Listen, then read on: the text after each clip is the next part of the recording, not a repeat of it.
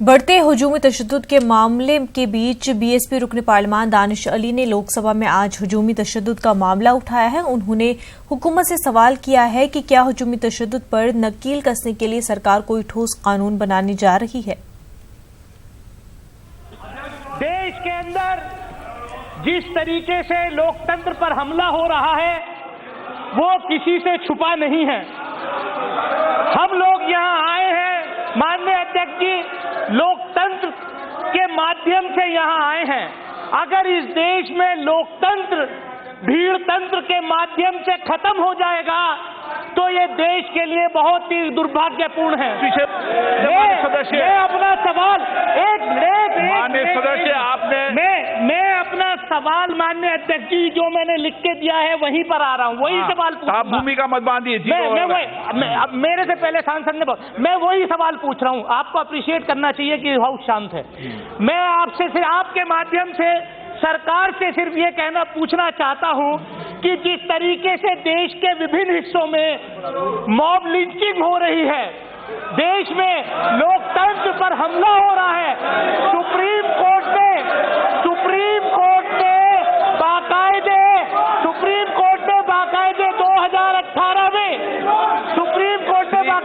2018 में जो है फैसला दिया है कानून बनाने के लिए मॉब लिंचिंग के खिलाफ। मैं सरकार से पूछना चाहता हूं, लोकसभा के उपनेता मौजूद है कि सरकार क्या सुप्रीम कोर्ट के उस आदेश के तहत मॉब लिंचिंग के खिलाफ कोई कानून बनाने वाली है।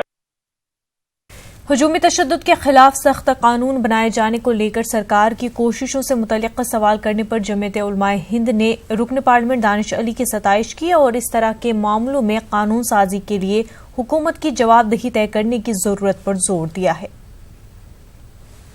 जो पार्लियामेंट का एक मसला उठाया है और उसमें उन्होंने ये बात रखी है कि मॉब लिंचिंग जो इस वक्त हिंदुस्तान के अंदर चल रही है और जगह जगह चाहे जिसको पकड़ लिया जाता है और मारा जाता है और इतना पीटा जाता है कि वो मर जाता है। इस सिलसिले में जब तक हमारी भारत सरकार जो है कोई कानून नहीं बनाएगी, मैं समझता हूँ तब तक ये रुकेगा नहीं। ये दानिश साहब ने जो आवाज़ उठाई है, मैं इसकी तायद करता हूँ। मैं इसके अंदर इस बात की अपील करूँगा हुकूमत से कि इस किस्म का जब तक कानून नहीं बनने का तब तक ये रुकने का नहीं, वरना आए दिन ये सिलसिला चलता रहेगा। गौरक्षा के नाम पर हुजूमी तशद्दुद के मामले पर योगी हुकूमत फिक्रमंद नजर आ रही है। हुजूमी तशद्दुद मामले पर वजीर आला योगी आदित्यनाथ का मजबूत बयान सामने आया है। उन्होंने कहा कि गायों के तिजारत करने वालों का तहफ़्फ़ुज़ जरूरी है। उनका कहना है कि इस ज़मीन में गायों के ताजरों को गौ सेवा आयोग की जानिब से शिनाख्ती कार्ड मिलना चाहिए।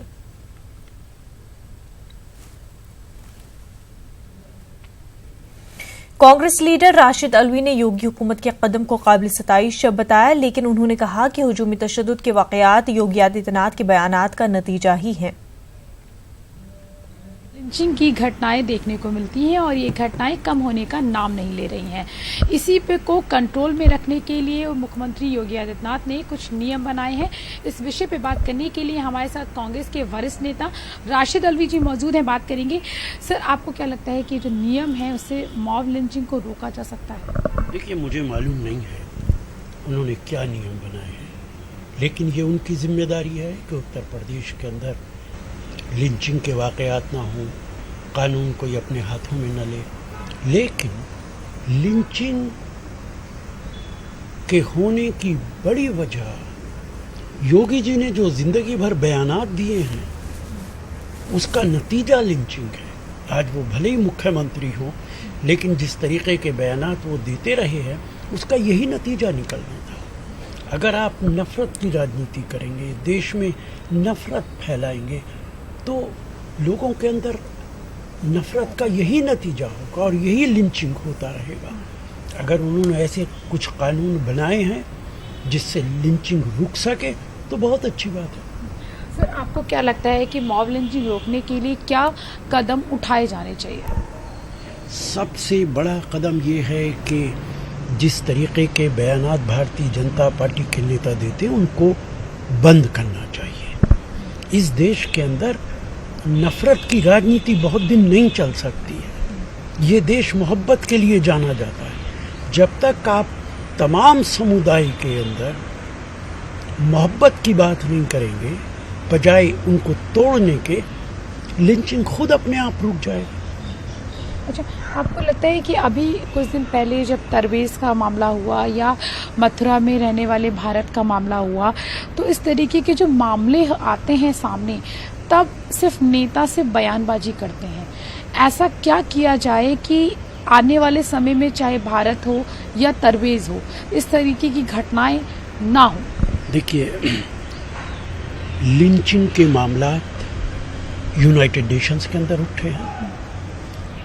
अमेरिका के फॉरेन मिनिस्टर ने प्रधानमंत्री से कहा है और पूरी दुनिया में इसका एजिटेशन हुआ है। एक तो सरकार को यह एहसास होना चाहिए कि इस तरीके के वाक़यात से पूरी दुनिया में हमारे देश की इज्जत में कमी आ रही है। दूसरा, जिम्मेदारी सरकार की है। सरकारी लोग अगर इस तरीके के उत्तेजित बयानात नहीं देंगे, बयानबाजी कम हो तो नहीं, अगर हिंदू मुसलमान को लड़ाने की बात नहीं करेंगे, तो ये अपने आप रुक जाएंगे। इसकी जिम्मेदारी उन नेताओं पर है जो इस तरीके के बयानात देते हैं।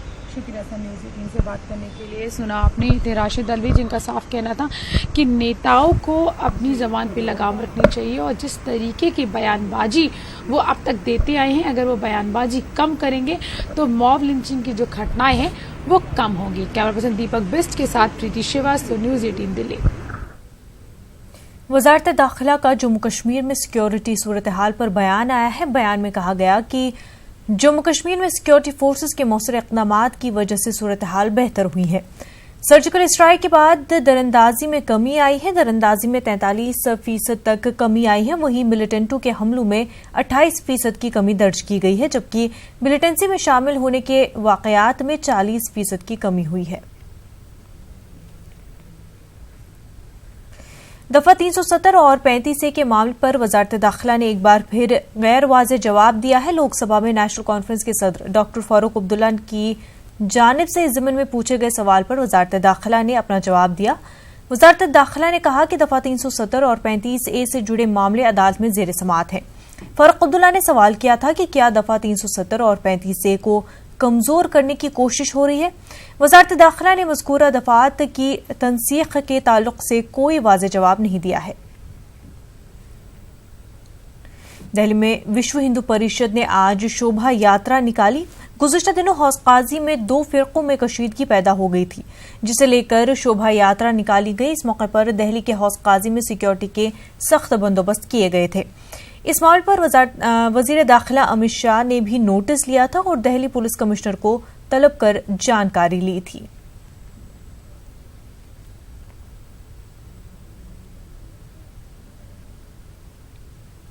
दिल्ली के हौस काजी में शोभा यात्रा के दौरान मुसलमानों ने भी यात्रा में शिरकत करके कौमी यकजहती की मिसाल पेश की। यात्रा में शामिल हिंदू भाइयों के लिए अमन कमेटी की जानिब से नाश्ता और पानी का इंतजाम किया गया था। निकल रहा है जो दुर्गा मंदिर में मूर्तियों के साथ तोड़फोड़ हुई थी, उसके बाद आज पुनर्स्थापना की जा रही है। उसी के चलते जो अमन कमेटी है वो यहाँ शोभा यात्रा का स्वागत करने के लिए खड़ी हुई है। हमारे साथ बातचीत करने के सिद्दीकी साहब, आप शोभा यात्रा का खुद स्वागत कर रहे हैं, क्या एक संदेश देना चाहते हैं? ये संदेश देना चाहिए कि जो भी त्यौहार होता है हम एक दूसरे के साथ इसी तरह वो जो है ना, एक दूसरे की इज्जत करें और एक दूसरे के साथ मिलजुल करके जो है उस त्यौहार को मनाएं। ये यात्रा जो है ये एक अच्छी इन्होंने यात्रा निकाली है और ये इस वक्त हमारे लिए अच्छा पैगाम है कि हम ये पैगाम पहुंचाएं कि मुसलमान भाई जो हैं वो किस तरीके से हिंदू भाइयों का स्वागत करते हैं। देखिए, हम हिंदू धर्म के जितने भी मंदिर हैं, जो है गुरुद्वारे हैं या गिरजाघर हैं, हम सबकी इज्जत वो करते हैं, एहतराम करते हैं। हम सबको अच्छी सोच हमारी है, हमारी अच्छी सोच जो है वही आज हमारे काम आ रही है। जब यहाँ से रामलीला तो निकलती है, रोज़ाना निकलती थी वहाँ से हौस काजी से, राम बारात जो है वो लाल कुएं से निकलती है और हम इसी तरह उसका भी स्वागत करते हैं। और वो रामलीला की जो कमेटी है वो भी हम लोगों को बुलाती है, वो हमारा स्वागत करती है।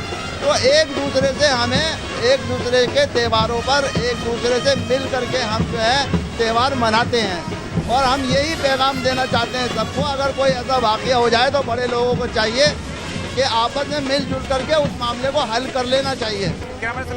अनु के साथ पवन गौर, दिल्ली।